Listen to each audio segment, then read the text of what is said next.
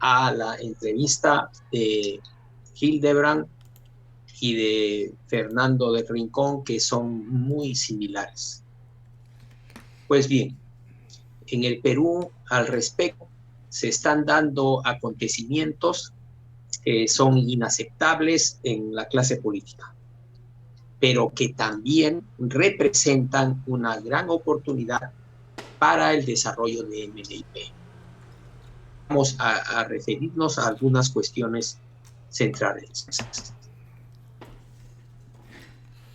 En la entrevista que dominan todo el panorama periodista, en primer lugar, la aseveración del señor Pedro Castillo, de que él está aprendiendo, que nunca ha sido preparado para ser presidente. Pues bien, esa es la primera cuestión. La segunda es que se define persistentemente como hombre del pueblo. Esta es una segunda cuestión que hay que analizar.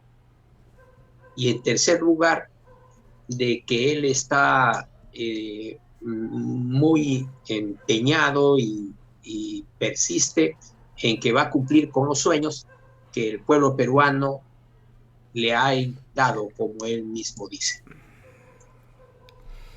¿No? Pues bien, en el Perú ha preparado para ser presidente. Eso no es objeto de mofa, de burla, ¿no?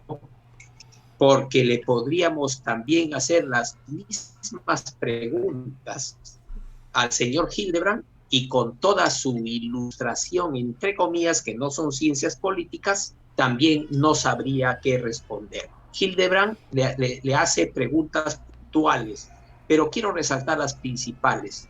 Él pregunta extrañado, Hildebrand, ¿quién es usted? Le dice a Pedro Castillo. ¿Quién es usted? No logro entender quién es usted. Es problema de Hildebrand, no es problema de Castillo. ¿No? No sabe quién es Pedro Castillo. La pregunta lo hacía con mucho énfasis, ¿no? Le hace una segunda. ¿Tiene usted un plan para el Perú? Tremenda pregunta. El señor Hildebrand plantea un plan para el Perú. A ver si puede. A ver si lo puede describir. Le hace una tercera pregunta. ¿Tiene usted un horizonte claro? Es decir, ¿tiene usted una teoría social? Por supuesto que no. Y él respondía, el presidente, el entrevistado, ¿no? Persistentemente respondía de que él no ha sido preparado para ser presidente, que él está aprendiendo, ¿no? Eso es. Lo que realmente expresa es que en estas 2 décadas, ¿no? Han sido décadas de realmente desarrollo cada vez más grande del vacío de liderazgo, del vacío ideológico que hay en América Latina y el mundo. No dice nada nuevo el señor Castillo.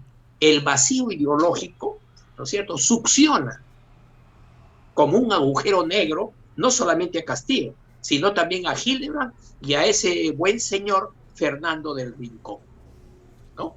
Y también a Luca. No tienen ni idea, ¿no?, de qué es lo que está pasando en nuestro mundo y menos en el país. No tienen ni idea y menos idea tienen del qué hacer y el cómo hacer. Nosotros hemos dicho que responder a estas 4 preguntas de investigación, ¿qué está pasando en nuestro mundo? Y consiguientemente en nuestro Perú. En segundo lugar, ¿por qué está pasando eso que nosotros sentimos, percibimos y que la gran mayoría de la sociedad peruana percibe sin explicarse el por qué? ¿No? Esa es responder a esa segunda pregunta. ¿Por qué está pasando en el mundo lo que está pasando? En lo fundamental y como proceso. En tercer lugar, ¿qué es lo que hay que hacer y cómo hacerlo? Esas 4 preguntas sería bueno que se la hagamos al señor Hildebrand y al señor del Rincón a ver si tienen una idea mínima siquiera de qué es lo que hay que hacer o qué es lo que significa lo que estamos enfrentando.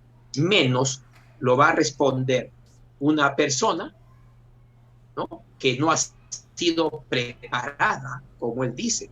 Realmente no ha tenido una preparación, ¿no? En educación superior, en educación en ciencias sociales. No ha sido preparado, ¿no? Y por lo tanto está ahora en una situación complicada, pero que no merece ninguna burla ni estar mofándose de esta situación, porque esa es una situación grave que no solamente le pasa al señor Castillo, sino le pasa a toda la, ¿no? Ahora, ¿qué significa aprender, amigos? ¿No? Está bien, todos estamos aprendiendo, pero ¿qué significa aprender?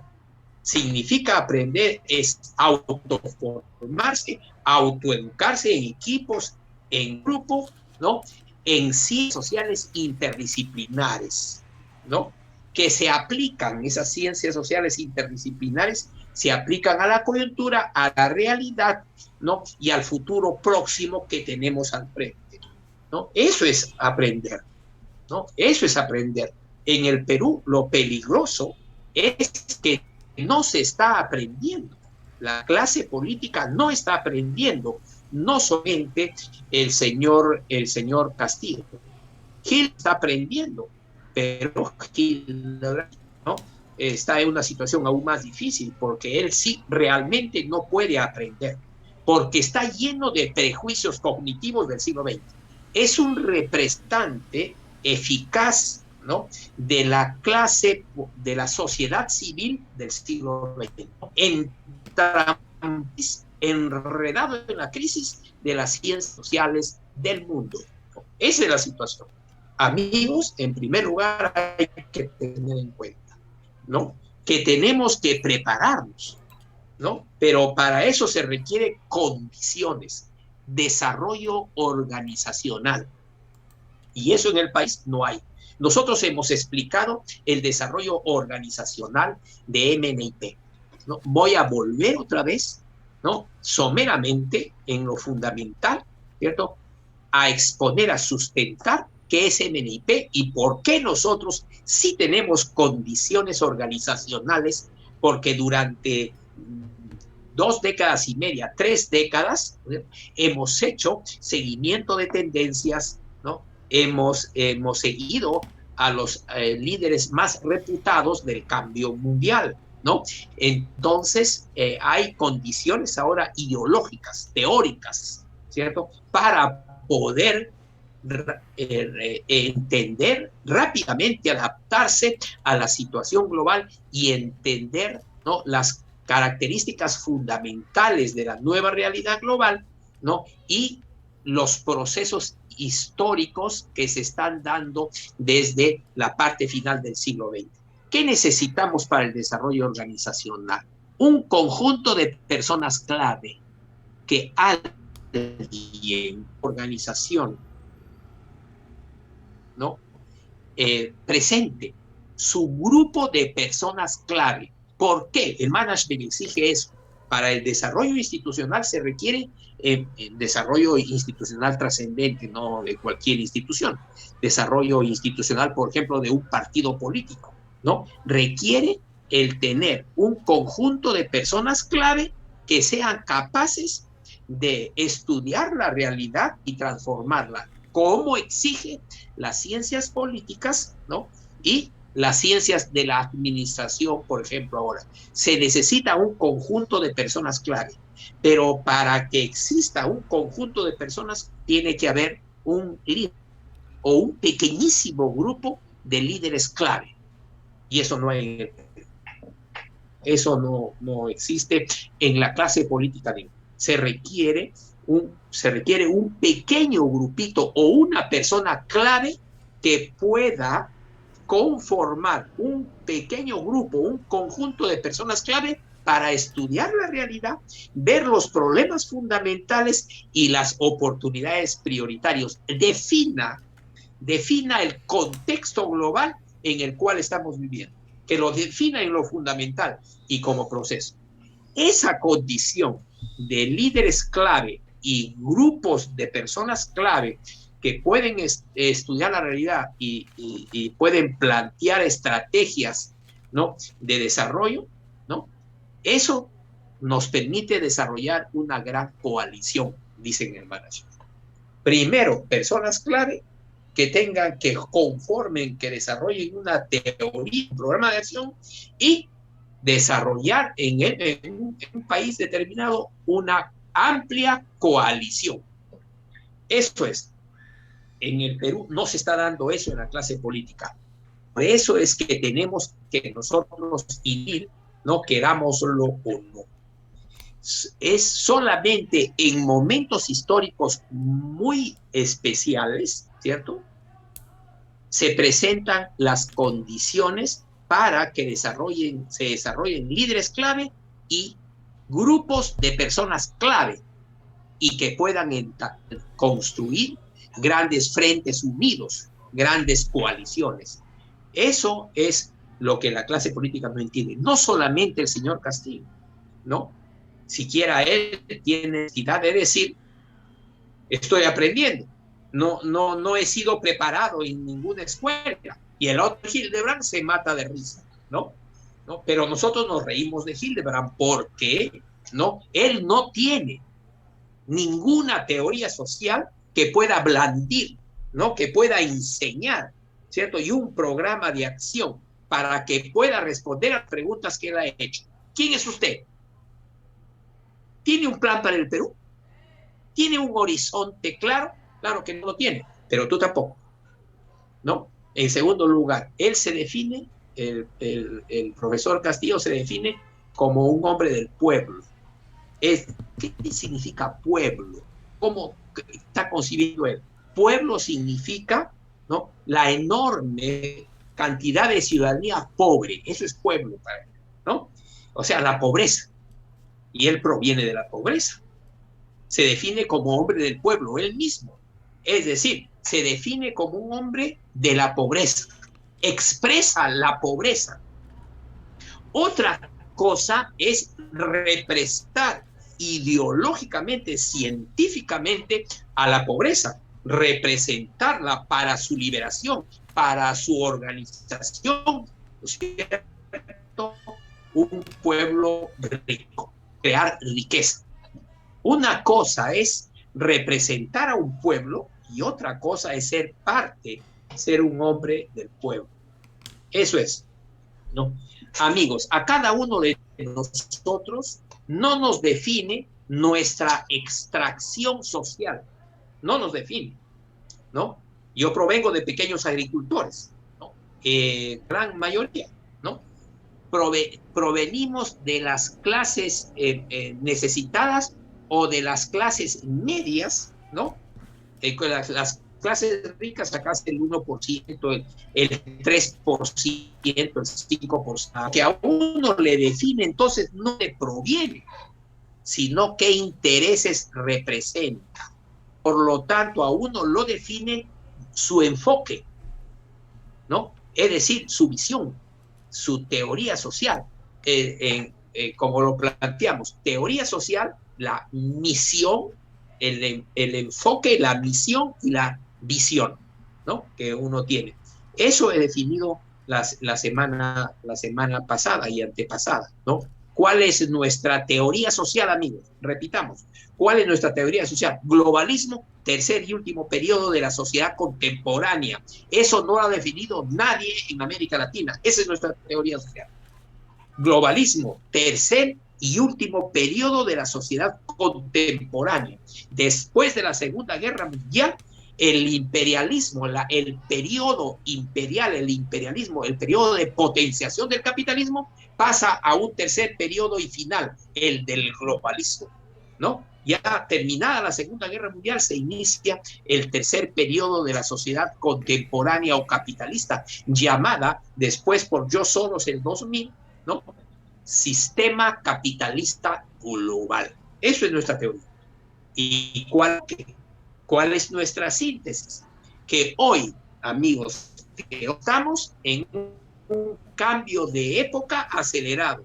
2020-2050 es línea divisoria, primera línea divisoria del poscapitalismo. Se desarrolla una crisis y cambia la época, hay recambio civilizatorio. Ese es nuestro enfoque.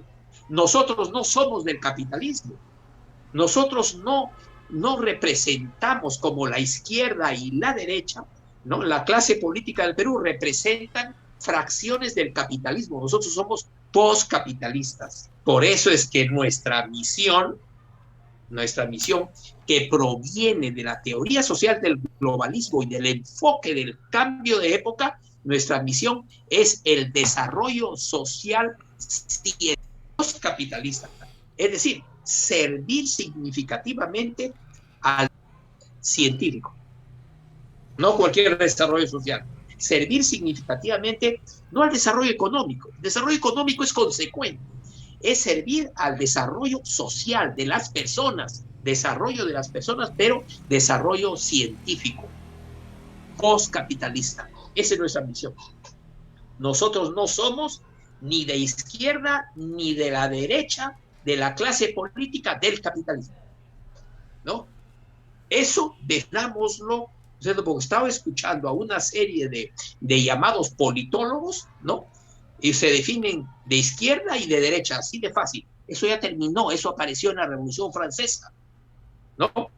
Y hoy, ¿qué tenemos en la clase política peruana? Grupos que son reformistas, es decir, grupos llamados de izquierda que quieren reformar el Estado corporación y convertirlo en un Estado de bienestar, es decir, involucionar el Estado de corporación. Y la de llamada derecha, que son los competitivos, es decir, generar condiciones competitivas para el arribo del capital global, que éste se desarrolle competitivamente, sin traba legal, sin reforma alguna,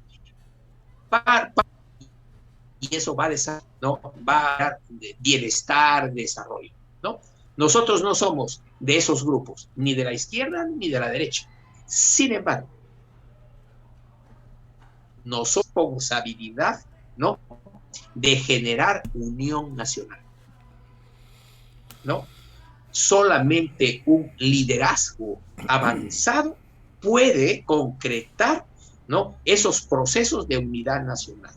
Por eso es que se entiende nuestra visión, es decir, el cómo aterrizar la misión, el desarrollo social científico postcapitalista. Se aterriza con 3 subsistemas, amigos. Eso lo hemos planteado.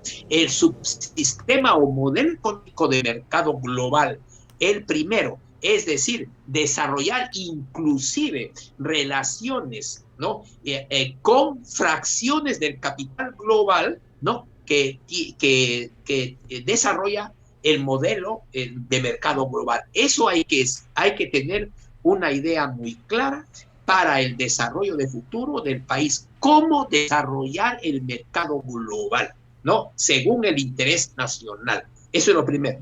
No cerrar el mercado global, porque pasa con lo que pasa con Venezuela, ¿no?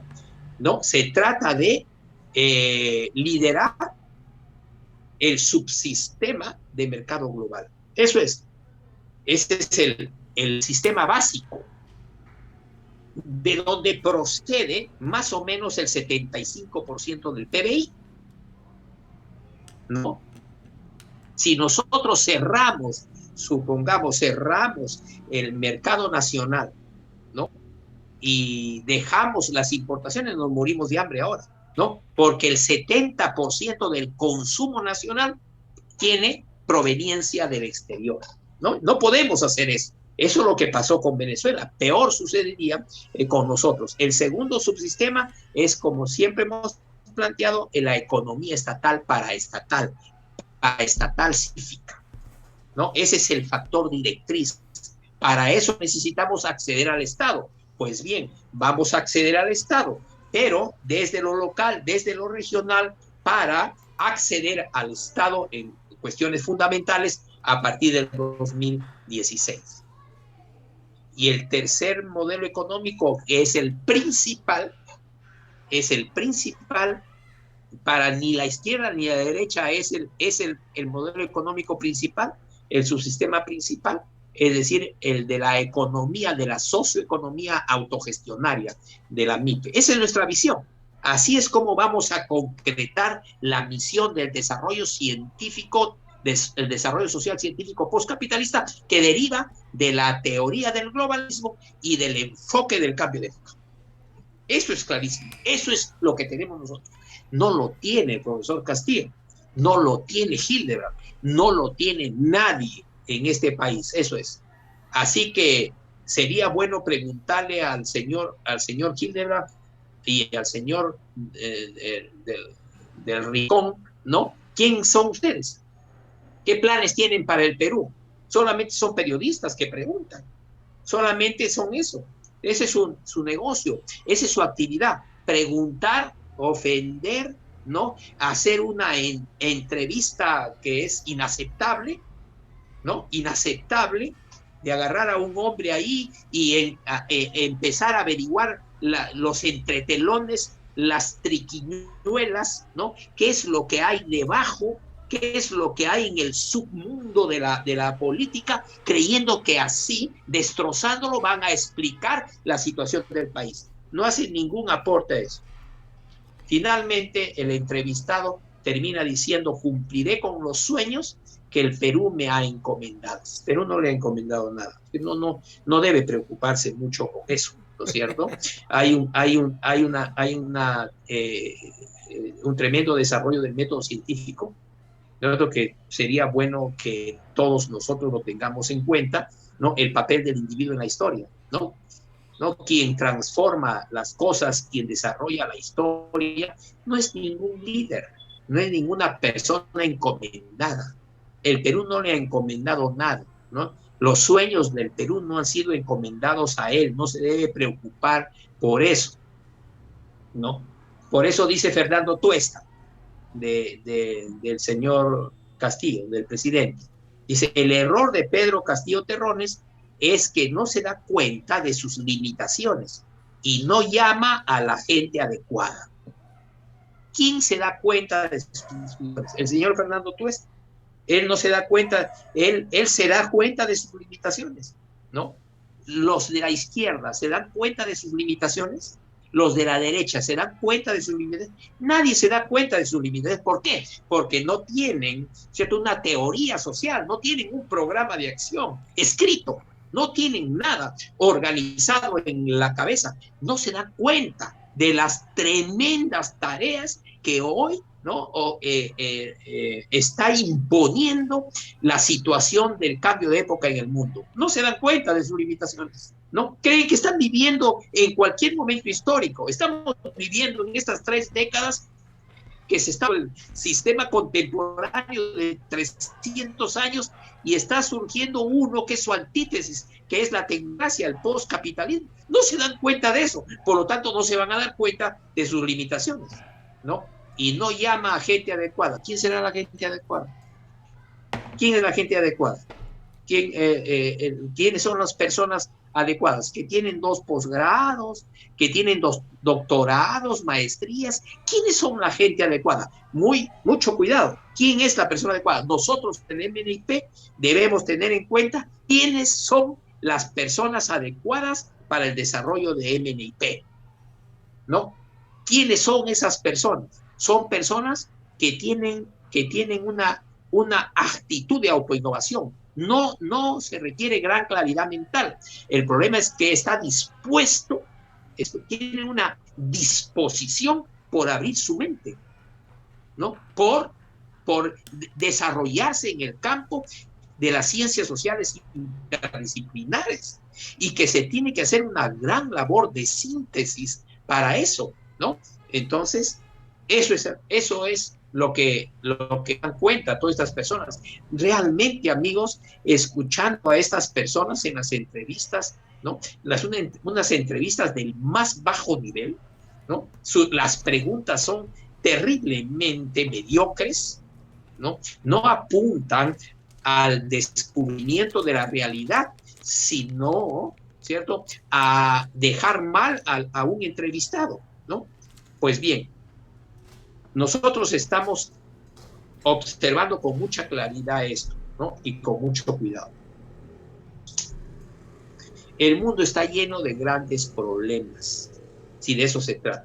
En primer lugar, se había señalado el problema demográfico.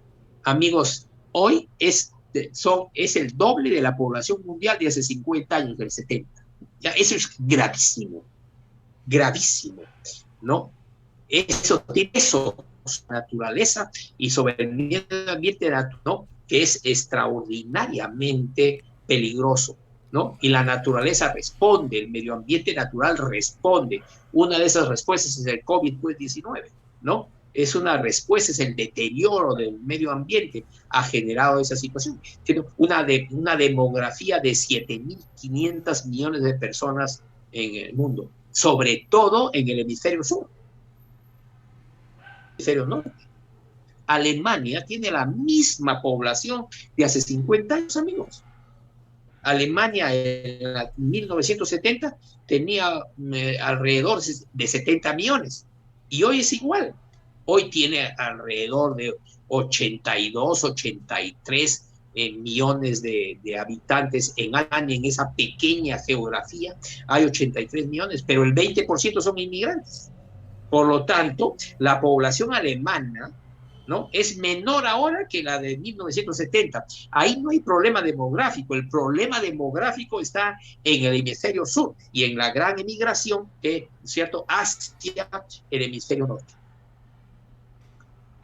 La pobreza genera eso. La especie humana, al verse en peligro, se reproduce como si estuviera protegiéndose de la muerte, de la pobreza, ¿cierto? Eso es, la población mundial crece donde hay pobreza, ¿no? No donde hay riqueza. Ese es el asunto. Tenemos un problema demográfico gravísimo. Si en 50 años se ha doblado la demografía y si seguimos con los mismos liderazgos, se vuelve a doblar en 50 años más, o sea, para el 2070 tendríamos 15.000 millones de personas. Es imposible, ¿no? Máxime con los problemas del liderazgo territorial, ¿no? Sería absolutamente terrible. No va a pasar eso, porque sería una grave crisis mundial tremenda. Generaría el segundo gran problema, el problema ambiental. Ya lo hemos visto, ¿no? Hemos visto ahora el derrame del petróleo. ¿Cómo puede consentirse eso en un país, ¿no?, medianamente organizado? ¿Cómo se puede permitir ese derrame, ese ataque total contra el medio ambiente natural? Y no pasa nada, ¿no? Eso es, porque ahí está el criterio, ¿no?, de que creen que existe, solamente existe el subsistema de mercado global, el sistema económico de mercado global, y que no se le puede decir nada a Repsol porque ¿no?, toda la muchedumbre que son de los inversores globales, ¿no?, podrían ofenderse, ¿no?, y generar problemas a la economía mundial. Existen dos economías más, que es la paraestatal científica, que no puede permitir eso, no puede permitir ese derrame, esa destrucción del medio ambiente, y la socioeconomía también golpeadísima, un desempleo total. El trabajo se extingue. Por eso es que hoy ya pasamos del 80% que la PEA se sobrevive de forma autogestionaria, más del 80% ya en el país. Es terrible, ¿no? O sea, no hay empleo, no hay trabajo, sino solamente para un 20% máximo de la PEA. Es el tercer grande problema, el problema de la extinción del trabajo. Y el cuarto problema, que es el fundamental, la parálisis de las ciencias sociales, o sea, el problema ideológico, ¿no? Hoy tenemos una gravísima crisis de superproducción, ¿no?, que genera problemas, ¿no?, ambientales y con desarrollo tecnológico en el mundo del trabajo. Hemos estado viendo algunas noticias en Chile, en el desierto de Atacama, ¿no?, donde hay montañas, ¿no?, de confecciones textiles que se importan de algunos países y hay montañas de textiles. Es decir, hay una superproducción en el mundo que está generando graves problemas ambientales. Eso es, no creamos en estas entrevistas entonces, más bien repensemos la labor de MNIP frente a estas circunstancias. Amigos,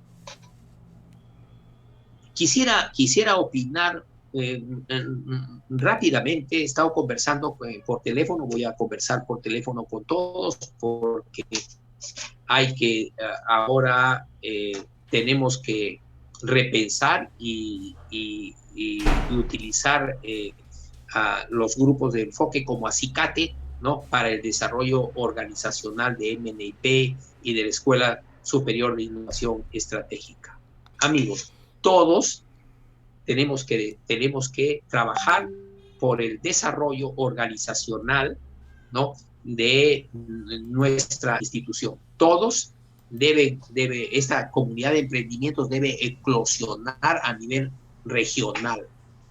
Todos nosotros tenemos que crear una ESIE regional, una Escuela Superior de Innovación Estratégica, porque la creación de contenidos, la difusión de contenidos, la educación al margen, la educación contracultural es urgente en nuestro país.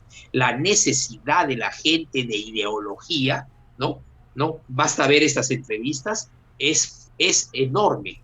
Las personas necesitan ideología, necesitan de CIE, necesitan de esta escuela. No tenemos que desarrollar grupos, ¿no? Grupos de estudio a través de estos seminarios interdisciplinares de CIE, ¿no? Por favor, les pedimos, ¿no? De que cada uno de nosotros, ¿no? Sirva significativamente al desarrollo de estos grupos de seminarios interdisciplinares, ¿no? Todos debemos mirar en nuestro entorno, en lo que se llama el patio de diamantes, ¿no? E inscribir a personas en los seminarios para que se eduquen. No hay otra salida, ¿no? Las personas tienen que organizar su mente, si no poder generar riqueza, no van a poder desarrollar sobrevivencia, ¿no? Social, ¿no? Se necesita urgentemente. Cada uno, por favor, en su patio de diamantes, formar a otros, ¿no? Llevarlos a los seminarios interdisciplinares, ¿no? Eso es lo primero. En segundo lugar, el Movimiento Nacional de Innovación Política, el segundo grupo de enfoque, el MNIP. Amigos, nosotros hemos planteado 2 semanas de que la relación con movimientos regionales, con 5 movimientos regionales, no se han desarrollado, debido a que son pequeños movimientos, ¿no? Que no tienen definitivamente ningún basamento doctrinal, ideológico, teórico y realmente no consideran necesario tenerlo. Así que estamos desarrollando relaciones para poder tener contacto y finalmente, dentro del más corto plazo, trabajar con una organización nacional de la política, es decir, con un partido político. Eso es. Y nos vamos a ligar sin ningún prejuicio. Vamos a plantear asociaciones estratégicas en las condiciones que establezca el interlocutor. Si por ejemplo, nos ligamos a un partido político nacional, mantenemos la independencia MNIP en nuestra escuela, ¿no? Formando siempre líderes para poder este año evaluar y certificar a 300 personas. Eso es. Las organizaciones que dicen ser que no de izquierda ni de derecha, no nos interesan. Es decir, ¿no? Son organizaciones con las cuales podemos desarrollar una revolución educativa, una revolución cultural conjunta, y que también conjuntamente repensemos con esta organización el papel del territorio en el desarrollo, es decir, la autosuficiencia local, y trabajar de forma conjunta por el desarrollo organizacional de ambas organizaciones, tanto de MNIP como de la Organización Política Nacional, ¿no? Que desarrollemos alianzas, desarrollemos una asociación estratégica. Eso es importantísimo ahora, ¿no? Basta ver el derrame, basta ver los problemas organizacionales que tiene la clase política y los problemas también que tiene el gobierno para nosotros, ¿no? Pensar ahora, ¿no? Definitivamente de poner las bases para la unión nacional. No podemos esperar más. Es muy peligroso. Y ahí es muy importante lo que hemos dicho, la revolución cultural, la revolución de pequeños territorios, o sea, el repoblamiento del campo y la autosuficiencia y el desarrollo organizacional, ¿no? Que implica tener, como estábamos diciendo, una teoría social, un enfoque, una misión, una visión clarísimas, ¿no? Y eso es lo que vamos a plantear. No vamos a expresar ningún tipo de exclusividad, sectarismo ni nada. Nos vamos a entregar realmente al desarrollo de las bases, ¿no? De la unión nacional que en el corto plazo se tiene que desarrollar por la gravísima situación, ¿no? Demográfica, ambiental, laboral, ¿no? Y cultural que el Perú enfrenta. MNIP, por lo tanto, ¿no? Vamos a conversar persona por persona, ¿no? Participante por participante, con todos los miembros de esta escuela, ¿no? Para poder hablar del tomar contactos, ¿cierto? A nivel regional y llegar en el corto plazo, ¿no? A asociarnos estratégicamente con solo una organización nacional, no con dos, con una. Y eso hay que definir. Y eso es pronto, ¿no? No creo que esto de tomar decisiones vaya más allá de los 30 o 60 días en el peor de los casos. Tenemos que tomar decisiones al respecto. Eso es MNIP. Por lo tanto, el desarrollo de MNIP ahora significa no autogestión, autociencia, autonomía, revolución cultural en nosotros, no, significa alianzas estratégicas. Es urgente. Ese es MNIP. En tercer lugar, estamos planteando el desarrollar emprendimientos inmobiliarios, sobre todo en el Perú, ¿no? Ya cerca del 70%, alrededor del 70% se desarrollan en ciudades de nuestro país, ¿no? Eso es gravísimo. En la enorme cantidad del territorio, solamente ya en el territorio rural, ¿no? Solamente se desarrolla un poco más del 30% de la población, ¿no? Identificar terrenos, identificar espacios geográficos para el éxodo urbano a través de emprendimientos inmobiliarios y de gestación de ecoaldeas. Por favor, ¿no? Eso es la tercera cuestión. MNIP se transforma en escuela SIE, en MNIP a través de alianzas, en emprendimientos inmobiliarios y de ecoaldeas, y se mete tremendamente al mundo MIPE para poder organizar cadenas integradas MIPE en confecciones, en comestibles, sí, y si tenemos que aprender a desarrollar eso. Eso le diríamos al presidente, aprenda a hacer cadenas MIPE. Segundo, aprenda a hacer ecoaldeas, aprenda a hacer pequeñas localidades rurales y periurbanas autosuficientes.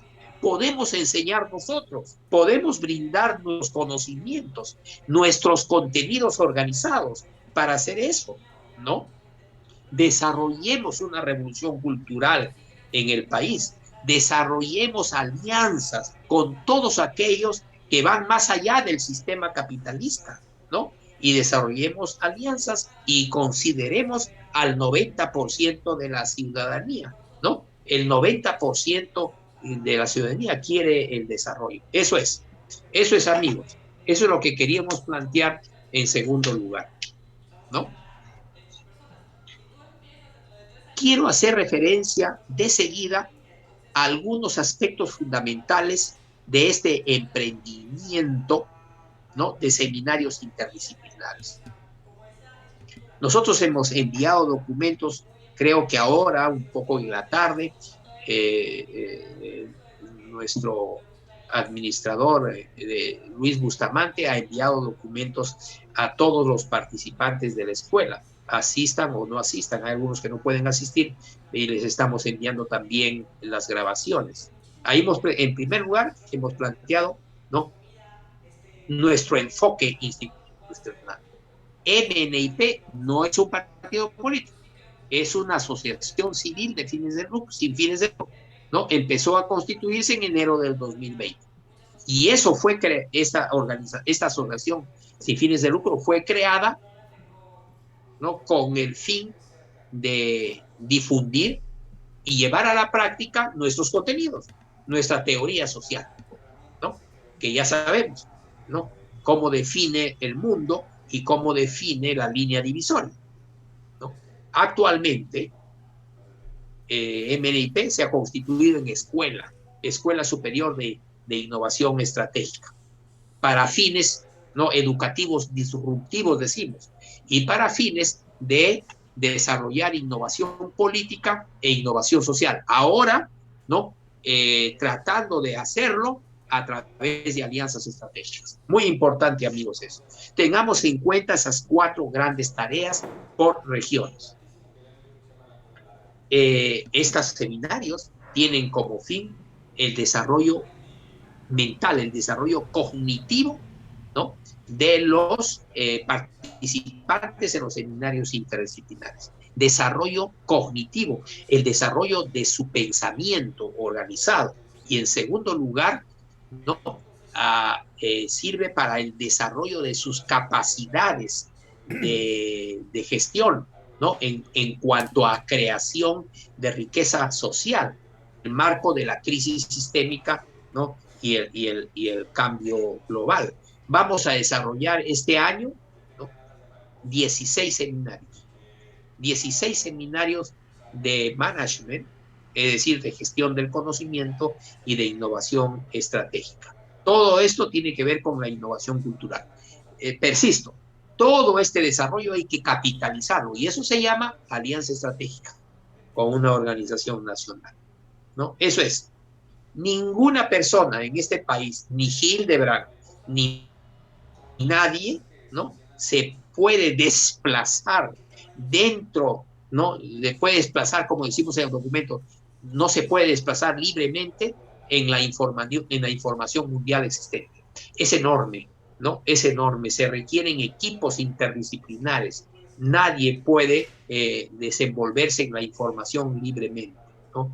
Todos necesitamos un conjunto riguroso, ¿no?, de teorías sociales, donde estén claros los patrones, ¿no?, las líneas generales, las pautas, ¿no?, de las cuales depende la situación mundial. Eso es. Si no, nos perderemos en el laberinto de la información enorme que se duplica cada 3 o 4 años, decimos, y que en 2030 se va a duplicar cada año. Es enorme la información. Nadie puede hacerlo solo. Tiene que ser parte de una escuela. Todos nosotros tenemos que ser parte de una escuela. Con eso hacemos una presentación. Esa presentación institucional nos obliga a una presentación programática. Planteamos que no hay otra forma que el seminario para realizar estudios profundos de la realidad global y nacional, ¿cierto? Y también para hacer estudios profundos de cómo crear nueva riqueza a través de las disciplinas del management y la innovación estratégica. Esos son los seminarios, ¿no? Tenemos que dominar los líderes, ¿no?, las personas que representen, ¿no?, que representen nuestra sociedad, ¿no?, mayoritaria, ¿no?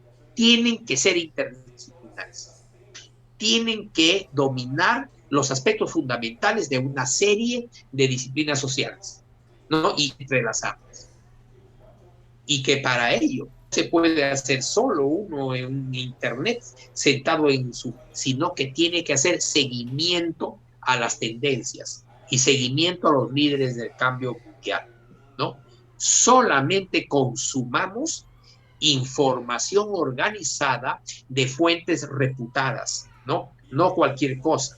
Nosotros hacemos un enorme trabajo, un demoledor trabajo de seccionar información y de organizar información para todos nosotros. Es un enorme esfuerzo, ¿no?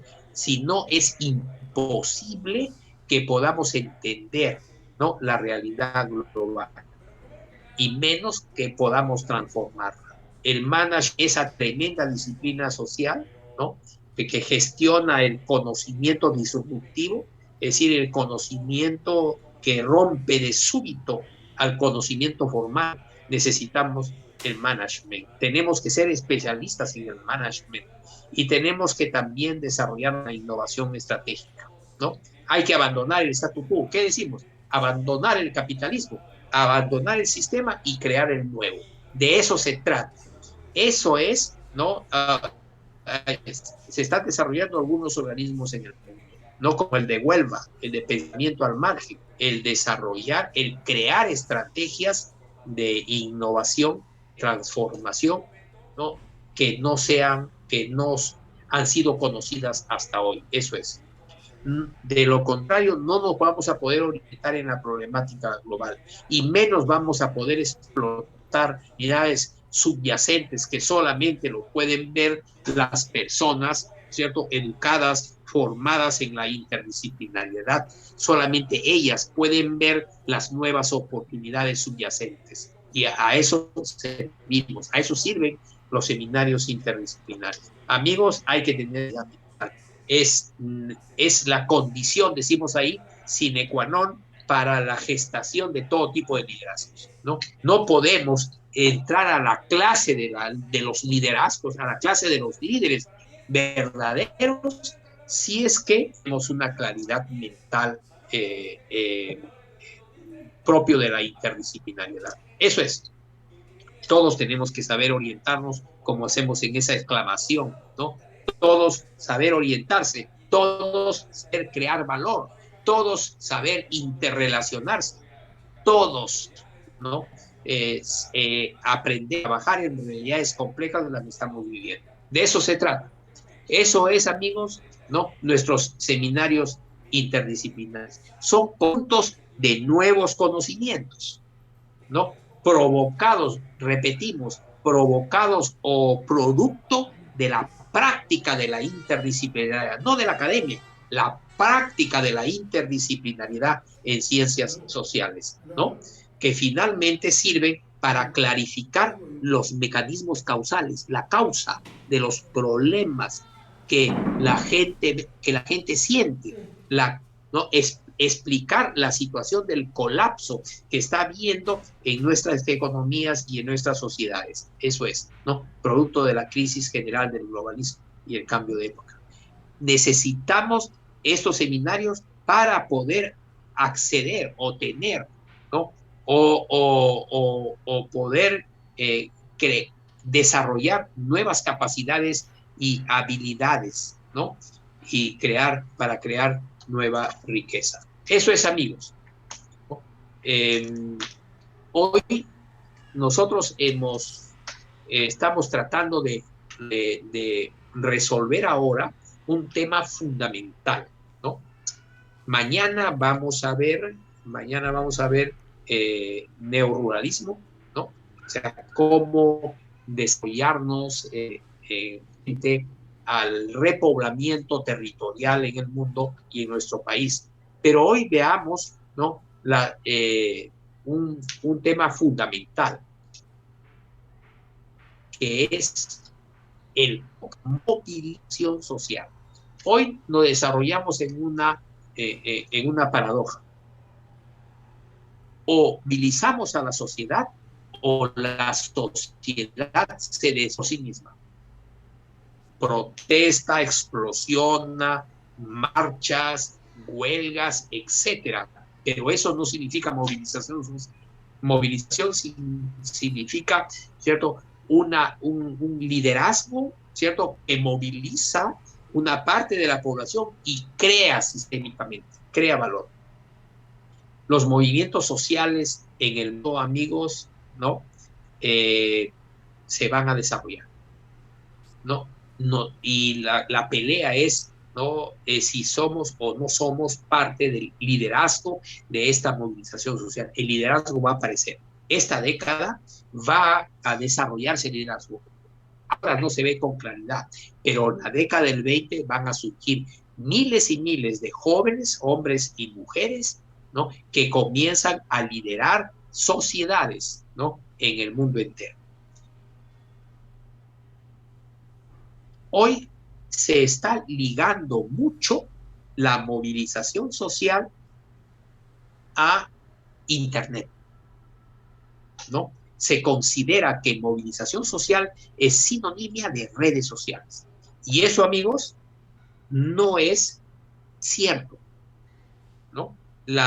Con redes o sin redes sociales, los movimientos sociales van a tener lugar, se van a desarrollar en el mundo, ¿no? Me refiero a movilización social cuando son grupos humanos que se mantienen movilizados permanentemente. Movilización social es sinonimia de activismo permanente, ¿no? La necesidad de la movilización social para la lucha por la sobrevivencia, que es un efecto determinista de la historia, ¿no? Se convierte en voluntarismo, en actividad. El determinismo, o sea, la necesidad de la movilización de la sociedad para sobrevivir, para trabajar, para luchar y sobrevivir por sus hijos, sus familias, sus pueblos, se convierte en un acto, en actos voluntaristas, es decir, claros, cuando existe liderazgo. Eso es, las redes sociales y toda la tecnología de la información son muy importantes, ¿no? Ahora, pero no son lo que determina si hay o no hay movilización social. Las redes sociales, ¿no? Realmente no son los que crean la movilización social, ¿no? Pueden aportar, servir en momentos determinados a que ésta se desencadene, nada más. Pero las redes no crean la movilización social, ¿no?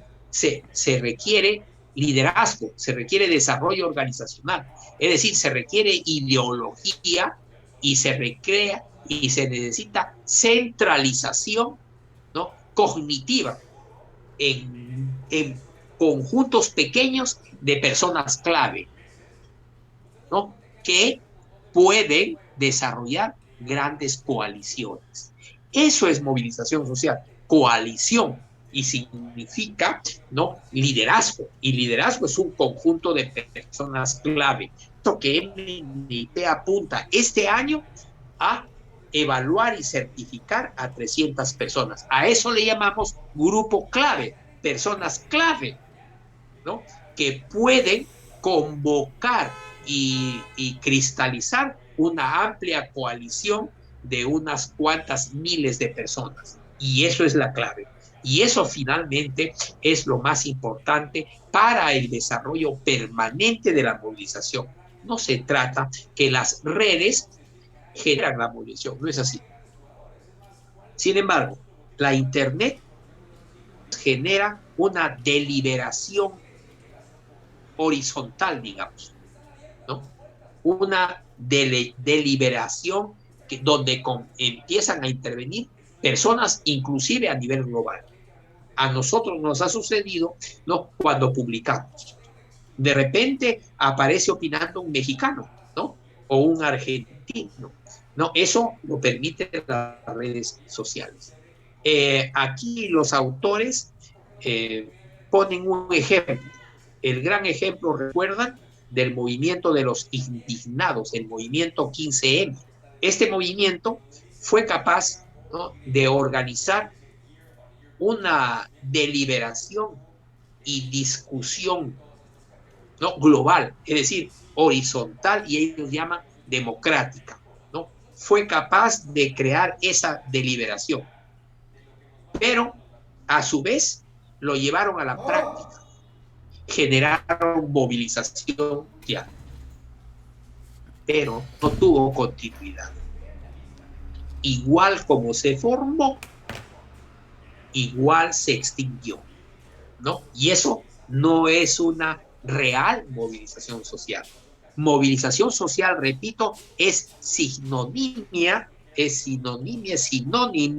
de continuidad, de permanencia. Y para eso, ¿no?, es fundamental el liderazgo. Si no, no es posible. Hasta antes de la aparición de las redes sociales, de la internet, ¿no?, los movimientos sociales mantenían un comportamiento que se orientaba a la crítica, a la discusión, a la reflexión y al debate, pero tampoco conseguían organizarse de forma clara. Eso pasa desde fines del siglo XX. Durante 30 años ya no hay formas, resultados organizacionales claros, ¿no? Para eso, hoy nos damos cuenta que es fundamentalmente necesario una organización que pueda llevar a cabo, ¿no?, que esa movilización social se convierta, no solo, como dice el autor, en acción reivindicativa o en acción reformista, sino que se convierta en acción sistémica, ¿no? Es decir, que se genere los prototipos del postcapitalismo. Los indignados, sí, el movimiento 15M, ¿no?, nunca aceptaron que el debate entre los participantes en estas redes globales nunca aceptaron que no esté desarticulado de sus implicaciones prácticas. Es lo que decían ellos, debate sí, pero con resultados prácticos, con implicaciones prácticas. Eso es lo principal. Finalmente llegaron a una discusión práctica, es decir, también con un rechazo a la ideología, ¿no? Lo que desarrollaban eran debates, pero que necesariamente tendrían que estar articulados, ¿no?, a implicancias prácticas de inmediato. Y eso no han hecho los grandes movimientos. Finalmente se desarrollaron chiquititos, como grupos de personas clave. Ha sucedido en todo el mundo, desde la China, el sudeste asiático, Perú, etcétera, en todo el mundo. Siempre son un conjunto de personas clave, ¿no?, que ejerce liderazgo. Pero los indignados no. De frente se convirtieron en un gran movimiento mundial, ¿no?, en donde se discutía, ¿no?, pero siempre que toda discusión tenga implicaciones prácticas, ¿no? Eso es. También, ¿no?, tampoco toleraban que sean solamente las organizaciones formales las que no había debate en organización, es decir, no había debate, ¿no?, con implicancias organizacionales, o sea, que rápidamente se conviertan en células, se conviertan en equipos. Eso es que van creando liderazgo. Por lo tanto, los movimientos de los indignados fracasaron y se extinguieron. Su negación de la ideología y su negación de la organización vertical, no solo horizontal. Nosotros no negamos nada. Somos y no somos. Somos horizontales y también somos verticales, ¿no? Somos prácticos, pero también somos ideológicos. De eso se trata. To be or not to be. Eso fue en el medioevo. Hoy somos y no somos, ¿no? Tratamos de que la discusión sea horizontal, que la participación en el debate sea horizontal, pero no negamos la discusión vertical. Pequeños grupos, pequeños equipos de personas clave. Eso negó el movimiento de los indignados. Por eso que la organización social no tuvo un desarrollo en el corto, en el mediano plazo, ¿no? Fueron grandes defensores, sí, ¿no? Casi disciplinarios, ¿no? Del derecho deliberativo y reflexivo de las grandes mayorías, ¿no? Eso es. No permitían ellos, decían entre comillas, ¿no? De que se sobrepase la barrera simbólica que separaba a los militantes del resto de la ciudadanía. Eso es, consideraban, ¿no? El desarrollo de militantes, pero siempre, ¿no es cierto?, como ciudadanía. Eso fue el problema. Eso los llevó al anarquismo, al espontaneísmo. No lograron formar partidos, no lograron formar organizaciones ciudadanas como el management, como el desarrollo de personas clave que interpretan la realidad y desarrollan programas de acción, ¿no? Eso es. Sin embargo, Internet siempre es una oportunidad para poder identificar y poder desarrollar, ¿no?, agentes políticos, ¿no? Es importante Internet, ¿no? En esos espacios, foros o webs, ¿no?, en donde la discusión y el debate son públicos y abiertos, ¿no? Hay que estar siempre atentos para identificar, ¿no?, los prospectos de líderes, ¿no?, para poder organizar, ¿no?, pequeños grupos que vayan liderando. Eso es. Internet sirve, sí, pero ha supuesto siempre una herramienta solo de apoyo para la disciplina deliberativa, ¿no? Tiene que haber una disciplina deliberativa. Internet sirve mucho a eso, ¿no? Eso es. Pero en las últimas 3 décadas, ¿qué nos ha faltado, amigos? ¿Deliberación o nos ha faltado claridad? ¿Nos ha faltado deliberación horizontal o nos ha faltado grupos de personas clave que ejerzan liderazgo? Eso es fundamentalmente. Eso nos ha faltado, ¿no? Grupos pequeños de personas clave altamente disciplinadas en la interdisciplinariedad y las ciencias sociales. Eso es. Sin ese liderazgo no va a haber movilización social, ¿cierto?, continua, permanente, trascendente. Eso es lo que quiero decir. Eso es, ¿no? Quisiera analizar tanto un tremendo artículo de Manuel Castells. Manuel Castells es uno de los grandes líderes del campo, ¿no? Es una persona que es muy acertada cuando estudia la realidad global. No es uno de esos ilustrados académicos, ¿no?, que se pierden en la parafernalia de la triquiñuela, ¿no?, entre grupos, entre personas, a ver si Castillo recibió a tal mujer y por qué se vio en otra casa, etcétera. Toda esa es la triquiñuela, ¿no?, de la clase política, el subsuelo. Ahí se desarrolla Castells de eso, ¿no? Entonces sería bueno estudiar Castells, pero podríamos hacer un pequeño alto y después seguir analizando este gran tema de la movilización social y las tendencias del desarrollo, siempre teniendo en cuenta las tareas prácticas que tenemos, ¿no? Que sigue desarrollo de los seminarios interdisciplinares, identificar a estas personas clave Para eso hacemos. En segundo lugar, MNIP, ojo, en cada región, ligarse con los representantes políticos, las personas que están batallando ahí en medio de la oscuridad muchas veces. Nosotros vamos a tener un planteamiento nacional, ¿no? O sea, una relación nacional.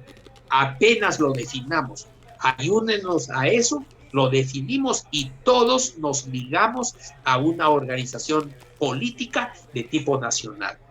Basta con que nosotros presentemos, decimos, señores, aquí somos MNIP, aquí está, ya tenemos algunos contactos. Es decir, aquí este MNIP puede aportar significativamente a su desarrollo. Eso es lo que hemos hecho, amigos. Somos un grupo importante, un grupo pequeño de personas, claro. Sigamos desarrollando eso.